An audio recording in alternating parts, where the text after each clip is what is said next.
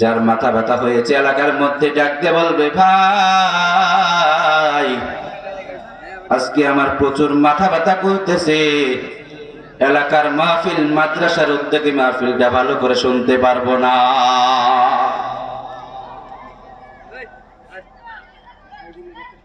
যার মাথা ব্যথা সে বলবে যে এলাকার মাহফিল, আজকে মাহফিলটা মনোযোগ দিয়ে শুনতে পারলাম না, এত খারাপ লাগতেছে।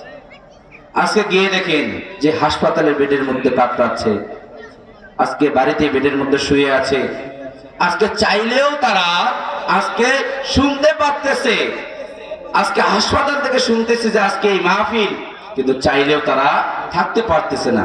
তাদেরকে গিয়ে বলেন সুস্থতা কি মূল্য।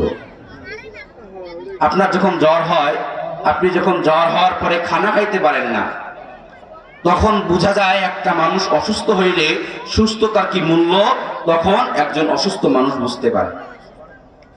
আল্লাহ পাক রব্বুল আলামিন আপনাকে সুস্থ রাখছেন, আপনাকে ভালো রাখছেন, এর চাইতে বড় নিয়ামত, এর চাইতে বড় পাওয়া আল্লাহ পাক রব্বুল আলামিনের কাছ থেকে আর কোনো কিছু হতে পারে না।